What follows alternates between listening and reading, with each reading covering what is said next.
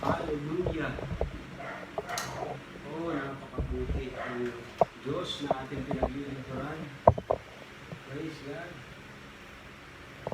Salita ng Diyos ang bumubuhay sa mga anak ng Diyos. Amen. Praise God! Kung paano tayo ay nasusustinahan ang ating pangatawan ng pagkain, ng inumin, sa ating hapagkainan, ang ating pong kaluluwa ay nasusustain ng salita ng Diyos. Praise God! Salita po ng Diyos ay kailangan natin. Kaya nga po sabi sa Matthew chapter 4 verse 4, "Man shall not live by bread alone." Hindi lamang sa tinapay nabubuhay ang tao, kundi salita ng Diyos na lumabas sa bibig ng Diyos. Praise God! Hallelujah! Oh, napakabuti ng Panginoon. Ang pagkagutom po sa salita ng Diyos ito po ay isang napakagandang palatandaan na ikaw ay malusog na Kristiyano. Sapagkat kapag ikaw ay Kristiyano na hindi ka nagugutom sa salita ng Diyos, mayroon pong problema, di po ba? Kahit po naman sa natural, kapag po ang tao ay hindi nagugutom, something is wrong. Pero kapag po ang tao ay nagugutom, kapag lalo na po sa oras ng pagkain, yun po ay malusog. Kaya ang malusog na Kristiyano, gutom sa salita ng Diyos. Kaya ito pong midweek service na ito ay masustinihan ang ating pangailangan spiritual. At ito po ay ang salita ng Diyos. Amen?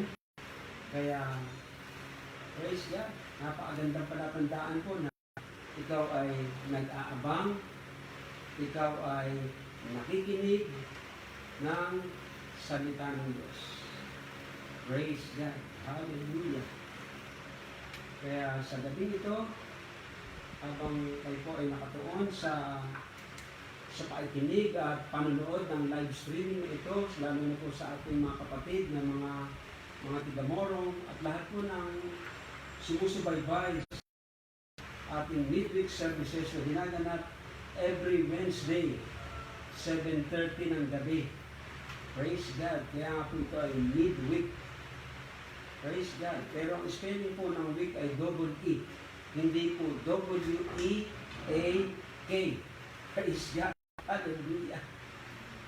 Oh, napakabuti ng Panginoon. Ang layunin po nito ay tayo po ay palakasin ang ating spiritual na buhay.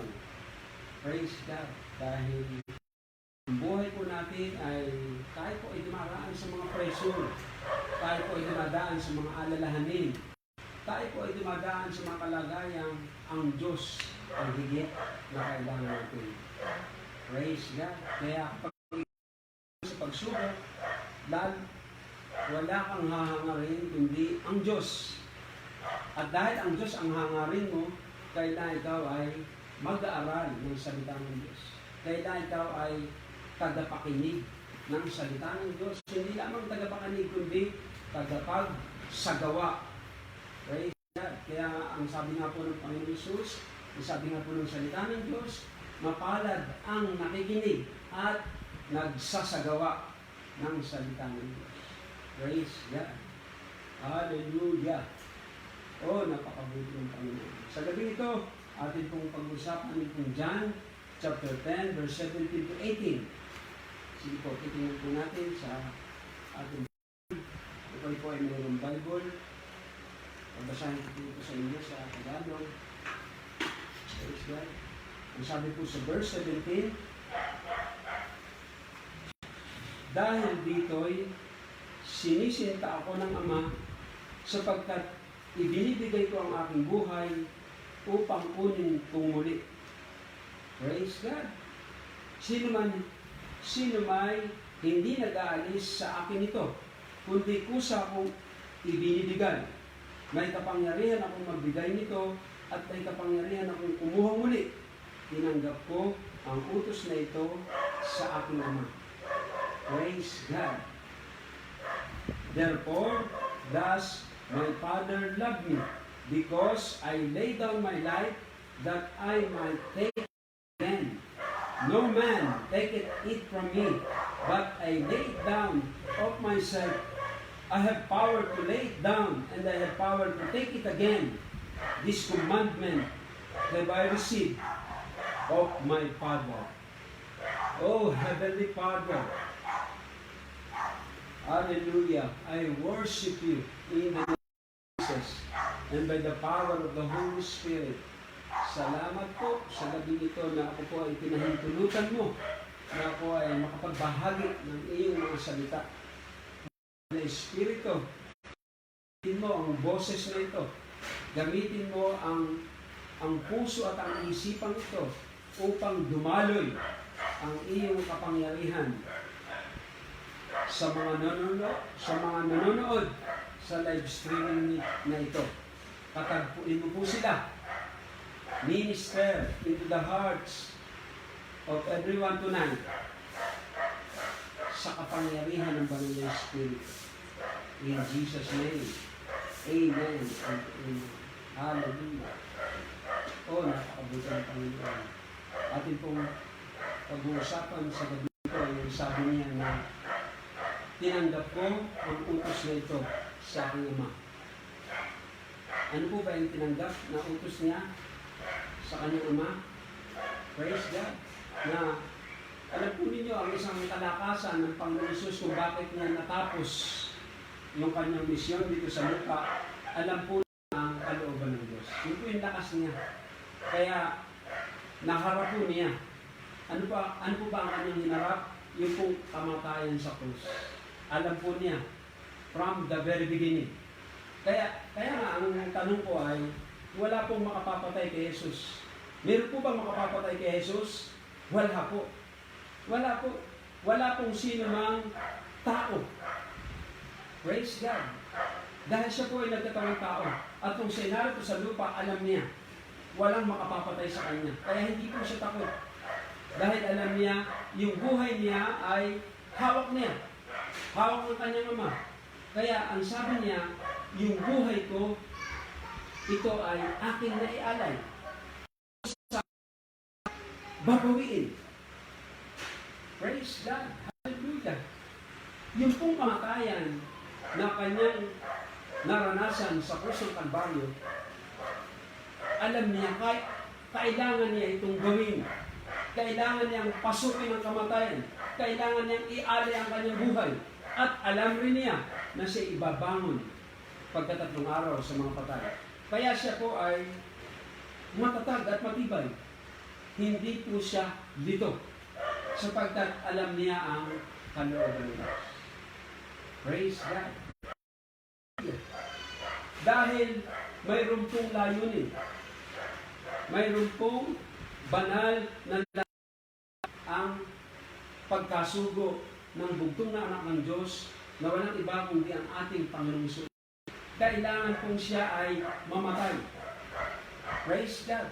At yung kamatayan iyon, hindi po siya pinatay. Siya po ay nag-alay ng kanyang buhay.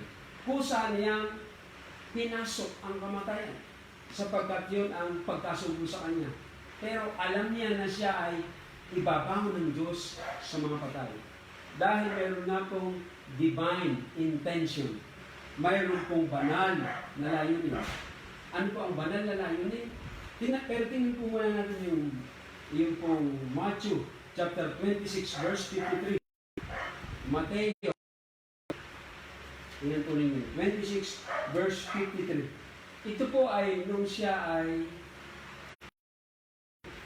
sa Garden of Gethsemane. At nung siya darakpin niya, yung isa sa mga alagad ay tinapyas ang tenga ng sundalo na aaresto sa ating Panginoon Hesus. Pero pakinggan po ninyo ang kanyang sinabi sa verse 53. O inaakala baga na hindi ako makakapamanhik sa aking Ama. At niya ngayon din ng mahigit sa 12 pulutong na mga anghel. Praise God. 12 legion of angels. Mantakin po ninyo yun, isipin po ninyo yun. Hallelujah. Ang sabi niya, huwag mong gawin yan. Sapagkat kaya kong humingi ng tulong sa aking Ama. Kaya niyang magpadala ng 80,000. Ang katumbas po ng 12 legions ay 80,000. Isipin po ninyo yun. Kayang magpadala ng Diyos ng 80,000 na angelic host. Yun po yung katumbas ng 12 legions. 12 batalyon. Yun, batalyon. At ang katumbas po ng 12 batalyon ay 80,000. Yun po ang sabi ng Panginoong Hesus. Hindi ba ninyo alam na kayang-kaya ng Diyos Ama, kayang-kaya kong i-request sa Diyos na ako'y padalhan ng 80,000 anghel upang ako'y iligtas. Pero hindi ko yun gagawin sapagkat alam ko ang kalooban ng Ama. Kaya tingnan po ninyo, bakit po tayo ay nagkakaroon ng takot? Bakit po tayo nagkakaroon ng kalituhan sa ibabaw ng lupa? Bakit po tayo nagkakaroon ng agam-agam? Pero ang Panginoong Hesus po ay panatag. Ang Panginoong Hesus po ay matatag ang kanyang katatayuan sa buhay. Matatag, matibay. Determinado siya sa kanyang buhay dito sa ibabaw ng lupa. Bakit po determinado? Alam niya ang misyon niya. Alam niya ang layunin niya. Yun po ang mahirap sa atin. Kapag po hindi natin alam ang kalooban ng Diyos, tayo po ay nahihimpakutan. Amen? Pero si Jesus po ay matapang at matatag dahil alam niya ang kanyang patutunguhan. Alam niya ang kahihinatnan ng kanyang buhay dito sa ibabaw ng lupa. Alam niya na kapag siya ipinako sa krus, praise God, yun po yung kanyang mission accomplished. Hallelujah. Ang mission accomplished. Kaya niya na it is finished. He is actually saying, it is done. It is finished. Ang ibig sabihin, natapos ko ang aking misyon. Hallelujah! Na isakatuparan ko ang kalooban ng aking Ama. Praise God! Hallelujah! At ano ba ang layunin? Ano po ang layunin? kung bakit ang Panginoong Hesus ay nabayubay sa Kalbaryo. At buong tapang niyang sinabing, it is finished. Alam ba niyo kung bakit? Sinabi ko 1 John 3:8, for this purpose, the Son of God was manifested, that He might destroy the works of the devil. Hallelujah! Sa layunin ito, nahayag ang gawa ng Diyos. God was made man that He might destroy the works of the devil. Ano po ba yung works ng dyablo sa buhay ng tao? Ang unang-una pong gawa ng dyablo sa buhay ng tao ay alipin ang tao ng kasalanan. Yan po ang misyon ng Panginoong Hesus. Yan po ang unang-unang layunin. Nabayubay sa krus ng Kalbaryo. Ang tao po ay alipin ng kasalanan. Praise God. Hallelujah. At para ang tao ay makalag sa pagkakasalanan, kailangan pong matapos ni Jesus ang kanyang misyon. At ang kanyang misyon nga po ay mabayubay sa krus ng Kalbaryo. Praise God. Hallelujah. Alipin po ang tao ng kasalanan at ng bunga ng kasalanan, sakit at karamdaman at maging tayo. Yun po ay of the curse. Hindi po intensyon ng Diyos na ang tao ay mabuhay sa kasalanan. Hindi po intensyon ng Diyos na ang tao ay magkasakit. Hindi po kalooban na ang tao ay naghihirap. Hindi rin po kalooban ng Diyos na ang tao ay mamatay. Sa pasimula, sa pagtalikha ng tao, part ng layunin ng Diyos. Pero, praise God, may kaaway. At yun rin ay kaaway ko. At yun rin ay kaaway natin lahat. Ang job kong si Satanas. Kaya nga po nahayag, the Son of God was made manifested that He might destroy the works of the devil. Praise God. Hallelujah. Kaya nga po itong gabi ito, binigyan ko ito ng titulo, itong pag-uusap natin ito na Demas, ano ba ito? Nasulat ko po ito sa aking notes. Ito po, it's time to spoil Satan's house. Praise God. Hallelujah. Oras na tayo po ay posisyonan po natin. Posisyonan, yun po natapos na gawa ng ating Panginoon Jesus. Alam mo yung natapos na gawa ng ating Panginoon Jesus. Praise God. Nung siya po ay harap sa Mount of Temptation, sa wilderness, siya po ay pumarap face to face. Kanino? Kay Tanin. Sa demonyo, kay Satanas mismo. Hinarap niya ito ng face to face. Ito na Satanas, hanggang ngayon hindi nagbabago. Kung anong ginawa niya kay Adan, yun rin ang ginawa sa Panginoong Hesus. Alam po ba niyo kung anong ginawa niya kay Adan? Ang sabi kay Adan, tunay ba na sinabi ng Diyos? Ayun po ang strategy ng demonyo. Na ikaw ay mag-alinlangan sa salita ng Diyos. Yan ang kanyang number one concern. Na to doubt the Word of God. Yan po yung intention niya. Tunay ba na sinabi ng Diyos na ikaw ay mamamatay? Yun rin po ang ginamit niya kay Lord Jesus. Ang sabi niya, kung ikaw ang anak ng Diyos. Kailan ito tinanggap ng Panginoong Hesus? Doon po sa ilog ng Jordan, sa Jordan River. Nung siya po ay bautismuhan sa ilog ng Jordan, salita po ang Diyos sa langit. Ang sabi ng Diyos Ama, ito ang aking anak na lubos kong pinalulugdan, siya ang inyong pakinggan. At bumabalik banal na Espiritu sa anyong kalapate. At siya ay napuspos ng banal na Espiritu. At siya ay itinaboy ng banal na Espiritu sa ilang, sa wilderness. At doon ay face to face, hinarap niya si Satanas. At ganun po ang Satanas. Kung ikaw, praise God, Satanas, pag-alinlanganin ka sa salita ng Diyos. Yung tinanggap mong kapahayagan ng salita ng Diyos, po ang Yan po ang pinipilit ng diablong iyong maalis sa puso mo para ikaw ay matawag sa Diyos. Yun po ang kanyang number one strategy. The faith of the Word of God. Pag-alinlanganan mo ang katapatan ng salita ng Diyos. Praise God. Si Jesus po ay handa. Bakit po siya handa? Siya po ay equipped. Bakit po siya handa? Mayroon po siyang word, scripture. Logos. Praise God. Ang tawag po rito ay logos. Ang sabi ni Lord Jesus, nasusulat. Hindi lamang sa tinapay na bubuhay ang tao, kundi sa salita ng Diyos na lumalabas sa bibig ng Diyos. Praise God. Ilang beses po yan. 4 times po siyang tinukso.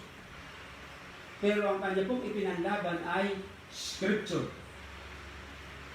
Praise God. Ano ang kanya naging armas? 2. Baptism of the Holy Spirit and the Word of God. Praise God. Kaya para ikaw ay makapagtagumpay sa iyong hinaharap na problema at pagsubok, ang kailangan mo ay ang kapuspusan ng banal na Espiritu, number 1. And number 2, must be filled with the Word of God. Hallelujah! Nasusulat sa Panginoon mong Diyos, sasamba ka at siya lamang ang iyong paglilingkuran. Puro po Scripture ang binanggit ng Panginoon Jesus. At ang job ng si Satanas ay nilisan siya. Iniwanan siya ng manunukso.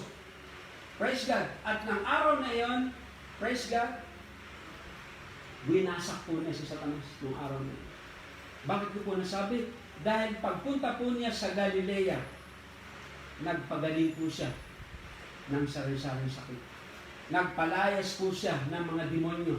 Ang mga may ketong ay nangagsilinis. Ang mga bingi ay mga nakarinig. Ang mga bulag ay mga nakakita. Praise God.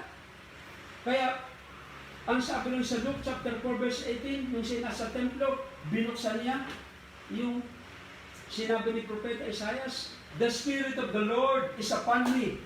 He hath anointed me to preach the gospel to the poor, to heal the brokenhearted, to set the captives free." Praise God! Yun ang kanyang misyon. Yun ang pagkasugo sa kanya, maliwanag sa kanya. Kaya siya ay matibay at matatag. Kaya napakahalaga po, alam natin ang kalooban ng Diyos. Sa bawat isa sa atin, mayroon pong kalooban ng Diyos. Mayroon pong sinatawag na perfect will of God. Yung pong ganap na kalooban ng Diyos. Napakahalaga. Kaya po tayo nag-aaral ng salita ng Diyos. Yun po yung sabi sa Romans chapter 12 verse 2. Yung pong transformation of the mind ay sa pamagitan lamang ng salita ng Diyos. Bakit po kailangan natin ng transformation of the mind? Upang maalaman natin ang alin? Ang ganap na kalooban ng Diyos. To know the perfect will of God. Natin ang ganap na kalooban ng Diyos, roon po lamang tayo magiging matibay, roon po lamang magiging matatag. Amen? Roon po lamang tayo magiging matatag. Kaya ang dami po natin trial and error. Marami po natin sinusubukan at marami rin po tayong pagkabigo. Iyan po'y pinapayagan ng Diyos. Inaalaw po yan ng Diyos dahil kailangan natin habulin ng Diyos. Kailangan natin habulin ng Diyos. Ano po ba yung paghabol sa Diyos? Magsaliksik tayo sa Biblia. Tayo ay manalangin. Isubsub natin ang ating sarili sa pananalangin. Praise God! Hallelujah! Maliwanag yung pagkasugo sa ulo. Sinugo ako upang wasakin ang gawa ni Satanas sa ating mga buhay. Praise God. Hallelujah. Yung pong kasalanan na umaalipin sa tao, praise God, sinabi ko sa Biblia, ang naggalag sa atin sa talik ng kasalanan ay isa lamang. Yung pong kanyang pagkabayubay sa kusang Kalbaryo, yung pong dugo ng ating Panginoon Jesus, yung po yung lumagot sa kadena ng kasalanan. Kung mapapansin po ninyo sa ating buhay, praise God. Si Jesus Cristo ang nagsabi sa 1 John 3:8, ang gumagawa ng kasalanan ay alipin ito. Kaya sa layunin ito, nahayag ang gawa ng Diyos upang wasakin ang gawa ng dyablo sa buhay mo at sa buhay ko. Inaalipin tayo ng kasalanan. Pero the moment, praise God, sa oras na isinuko mo ang buhay kay Jesucristo bilang Panginoon at sariling tagapagligtas, praise God, ikaw ay kalag na sa kasalanan. Hallelujah! Kaya nga po yung pong unang pagdaig ng Panginoong Hesus ay sa Mount of Temptation. Kaya nga po, yung pong spoils, bago natin masamsam, kailangan mo muna nating igapos. Kailangan muna nating igapos ang kaaway ng Diyos. Tayo po ang magagapos. Sapagkat ibinigay po sa atin ng Panginoon ang kapangyarihang igapos ang gawa ng demonyo sa ating mga buhay. Naintindihan po ba niyo yan? Nasa atin po yan. Nasa mga anak ng Diyos po yun. Ibinigay po ng Diyos sa atin yan. May kapangyarihang tayong maggapos ng mga demonyo na maalitin sa buhay ng mga tao. Praise God. Hallelujah. Roon po sa Colossians chapter 2 verse 15. Colossus.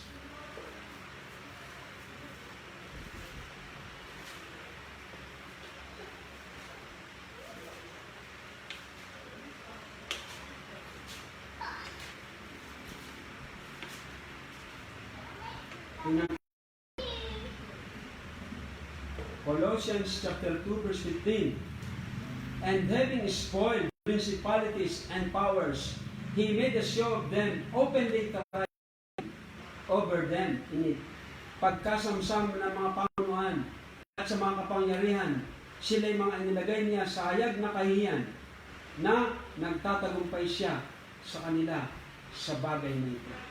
Praise God. Ano po ba yung mga pamunuan? Ano po ba yung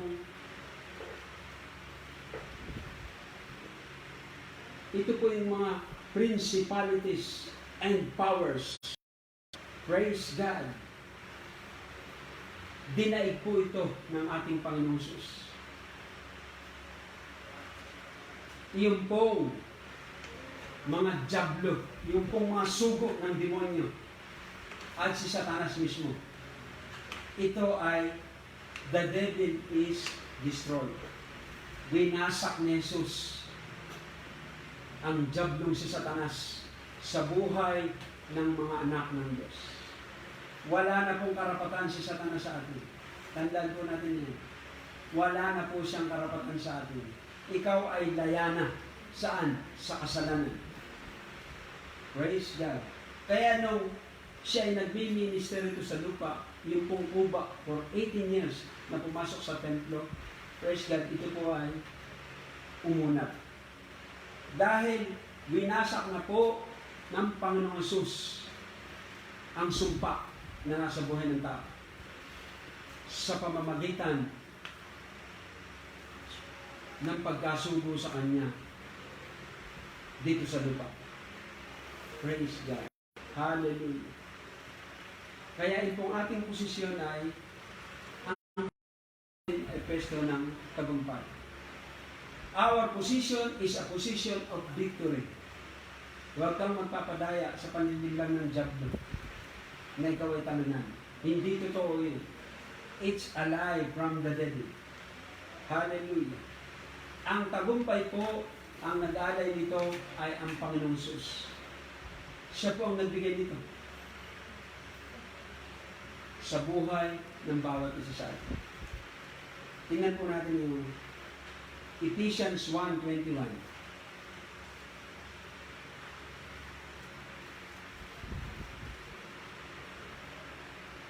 Saka iba-ibabawan ng lahat na pamunuan at kapamahalaan at kapangyarihan at pagkasakop at sa bawat pangalan na ipinangungusap hindi lamang sa sanlibutan ito kundi naman sa darating. At ang lahat ng mga bagay ay pinasuko niya sa ilalim ng kanyang mga paa at siyang pinagkaloobang maging pangulo ng lahat ng mga bagay sa iglesia. Far above all principality and power and might and dominion and every name that is named, not only in this world, but also in that which is to come, and that put all things under his feet, and gave him to be the head over all things to the church, which is the body, the fullness of him that filleth all in all. Praise God. Alam po ba niyo, ibig sabihin ito, yung kanyang pwesto, yun po yung tinatawag na supreme authority. Supreme power and authority. Yun po ang pwesto ng ating Panginoon. Ngayon, nakaupo siya sa kanang luklukan ng Ama. Yun po ang kanyang pwesto. Yun po yung third heaven. At nasa second heaven po ang mga demonyo. At nasa first heaven po ang mga demonyo. At narito po sa lupa ang mga demonyo. Narito po sila. Nasaan po ang kanyang pwesto? Nasa third heaven.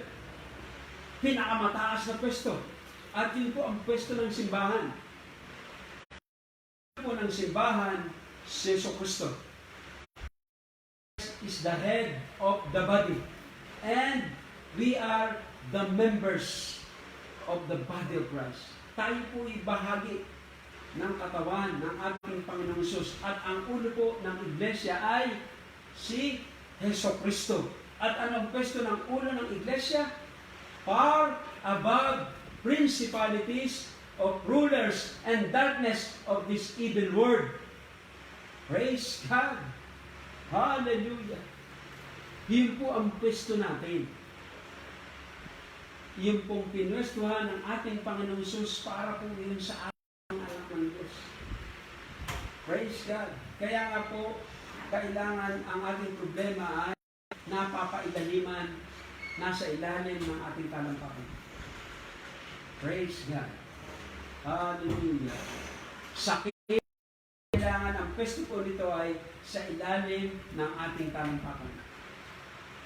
Praise God! Ano man po ang ating pinagdaraanan? Pwestohan po natin yung pwesto ng ating Panginoong Hesus. Anong pwesto? Far above principalities of rulers and darkness of this evil world. Hallelujah. Praise God. Oh, napakabuti ng Panginoon. Luke chapter 11.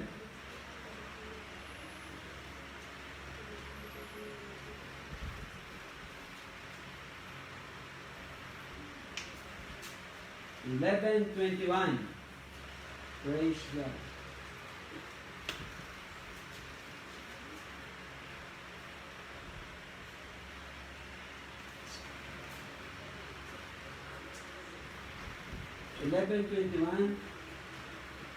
Ano po ang sabi? Pagka ang lalaking malakas na nasasandatang lubos ay nagbabantay ng kanyang sariling looban, ang kanyang pag-aari ay wala sa panganib. Datapat kung siya'y datna ng ibang lalong malakas kaysa sa kanya at siya'y matalo, ay kukunin nito sa kanya ang lahat ng kanyang sandata na kanyang inaasahan at ipamamahagi ang mga nasamsam niya. Sino po yung strongman na tinutukoy?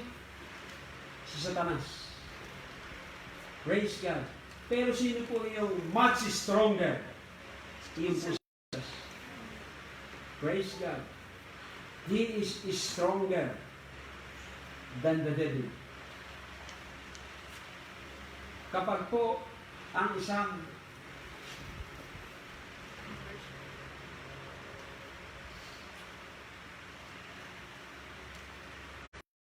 po madaig, para po mawasak ang stronghold sa isang lugar, sa isang pamilya, sa individual na buhay.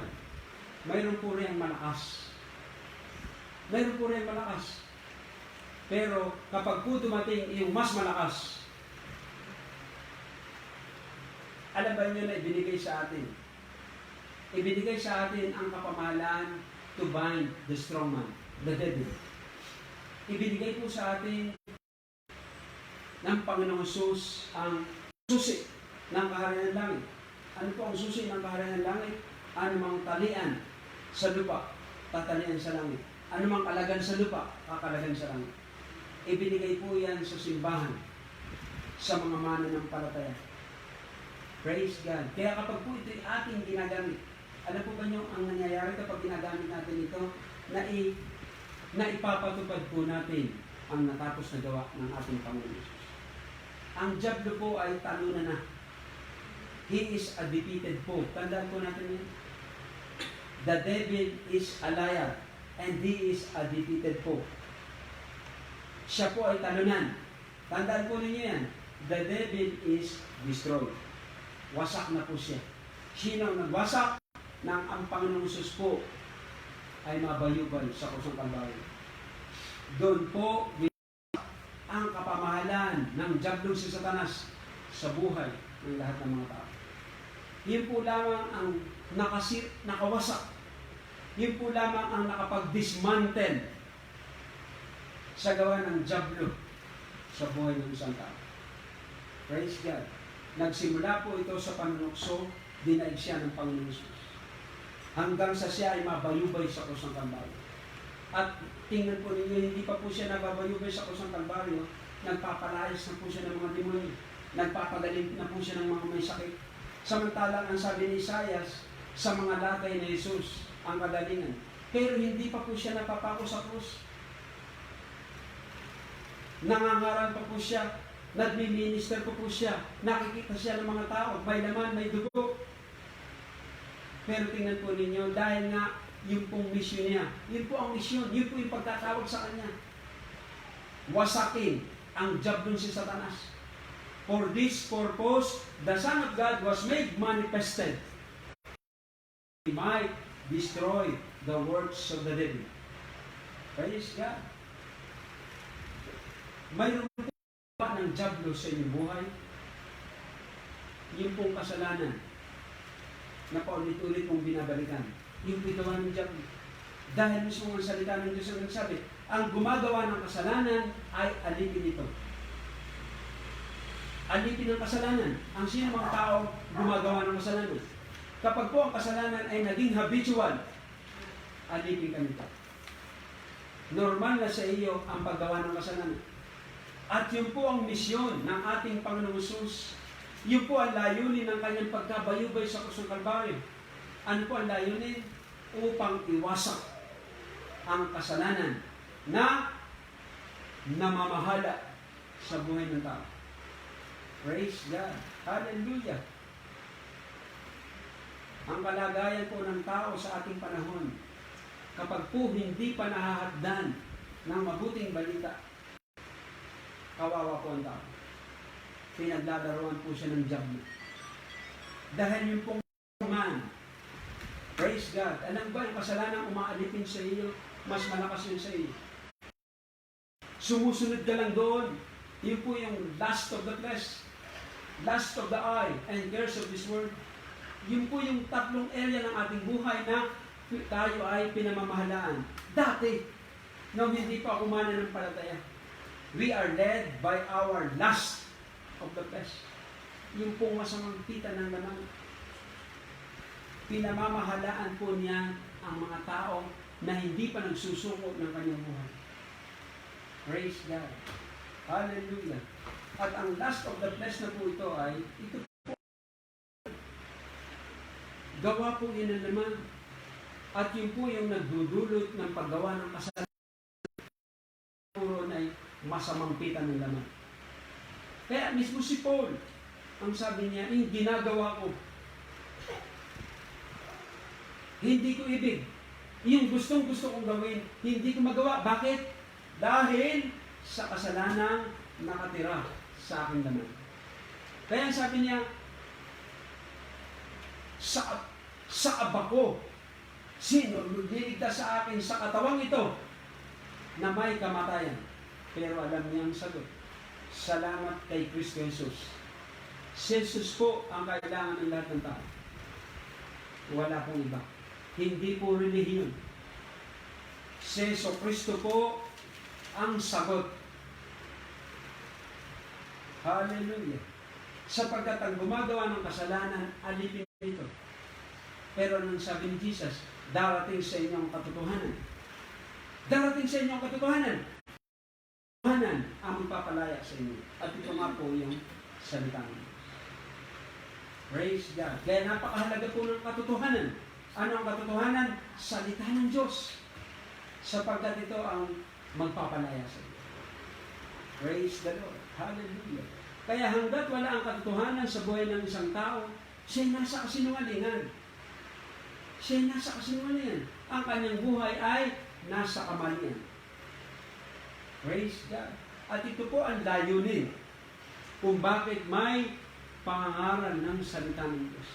Kung bakit ang mabuting balita ng kaligtasan ay kailangang ma-deliver, maihatid sa anumang pamamaraan. By all means, the gospel must be preached. By all means, sa lahat ng pamamaraan. Praise God. Kailangang maihatid, kailangang makaabot. Hindi po sa ilang tao. Dahil ang sabi ni Jesus, this gospel of the kingdom shall be preached into all the world, and then the end shall come. At I am honored. Salamat sa Panginoon. Ako po ay nabiyayaan. Biyaya po ito ng Diyos na ako'y nakapangaral through live streaming. Biyaya po ito ng Diyos na every Sunday ako'y nakapag-preach. Biyaya lang po ito ng Diyos. Dahil kung hindi po ginamit ng Diyos ang biyaya ng Diyos, wala pong taong qualified. Kung ina-idol ninyo si Abraham po ay sinungaling. Sinungaling po siya. Pero bakit siya naging dakilang lalaki ng Diyos? Bakit po siya naging dakilang? Dahil nga po sa grasya. Pero siya po sinungaling. Itinatuan niya ang kanyang asawa. Dahil papatayin siya ng Paraon dahil maganda ang kanyang asawa si Sarah. Pero siya ay binayayaan ng Diyos at siya ay naging father of many nations.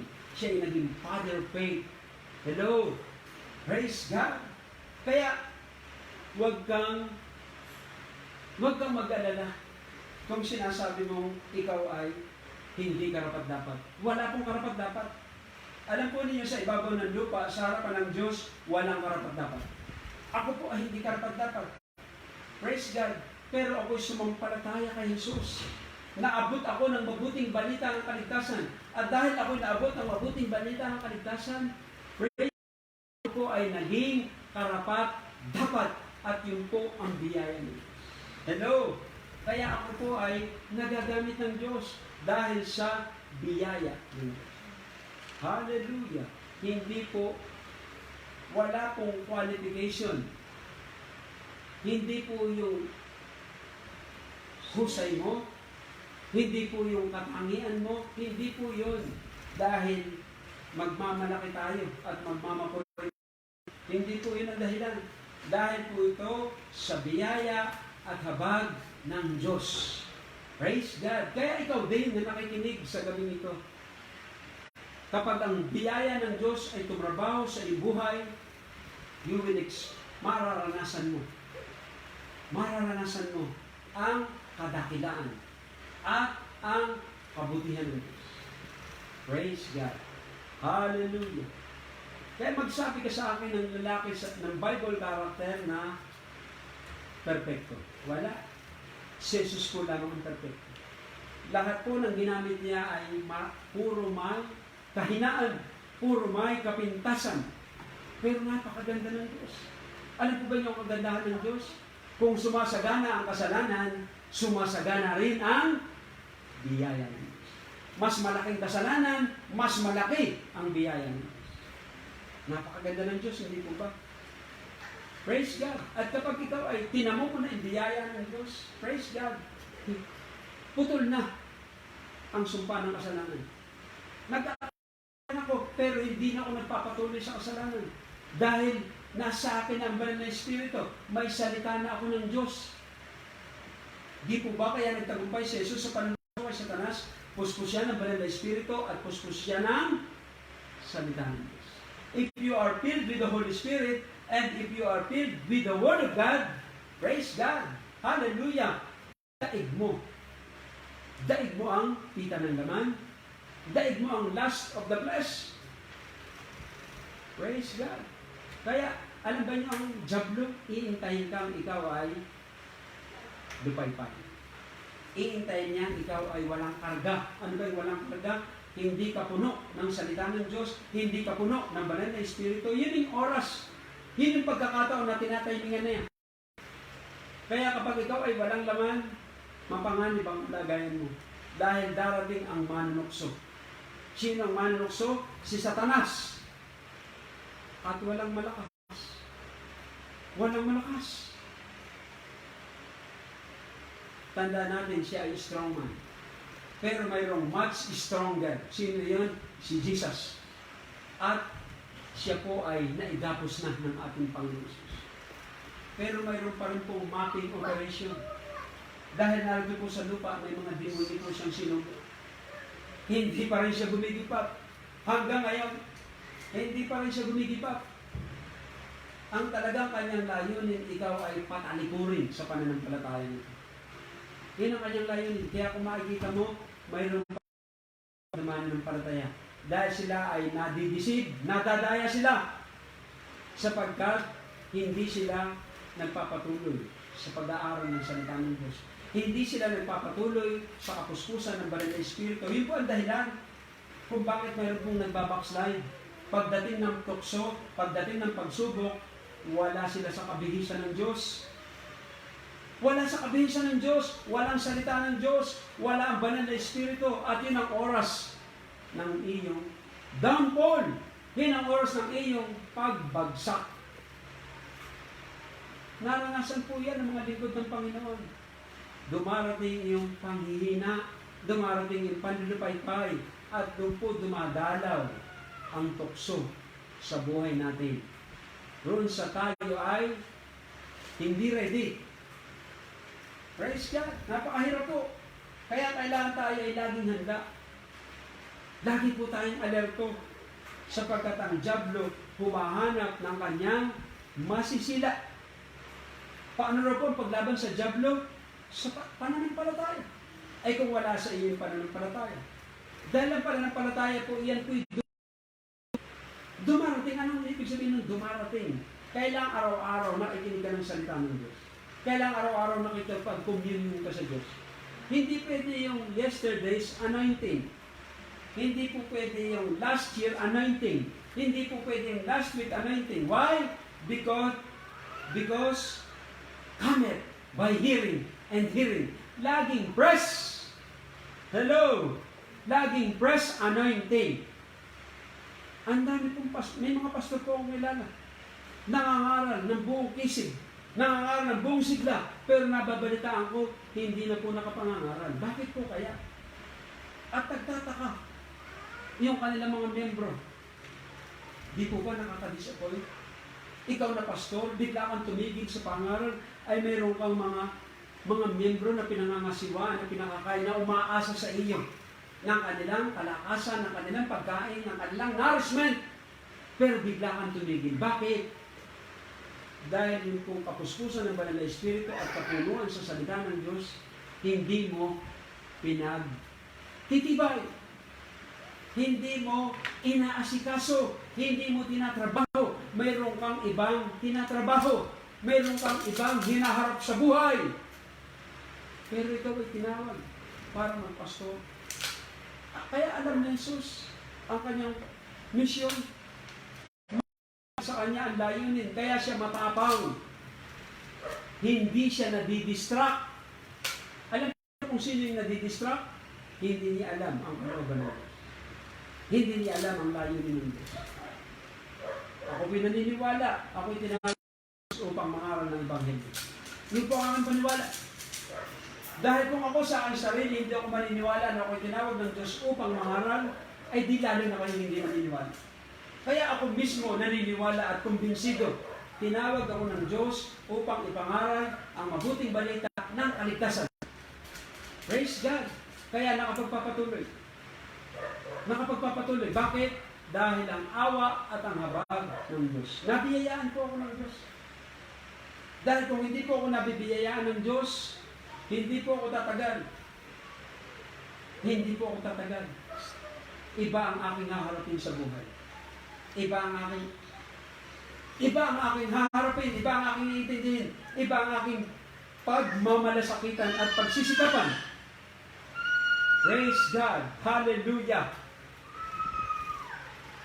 Ang diablo po ay nag-o-offer lagi.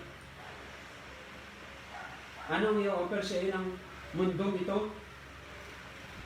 Another assignment. Iyon pong i-offer. Para ikaw sidetrack. Ano ba yung mga sidetrack? Para kayo maging duling. Ano ba yung duling? Ang tingin mo sa isa ay dalawa. At sa kingdom, wala pong duling. Hindi po pwedeng duling tayo sa paglilingkod sa Diyos. Kailangan ay single eye. Focus. Dahil tayo pagdadaig kapag dumating ang panunokso. Kahit tayo nagtatrabaho, kahit tayo maraming kaabalaan sa ating pagpapamilya, sa pang-araw-araw na buhay, wag mong i-set aside ang iyong relasyon sa Diyos.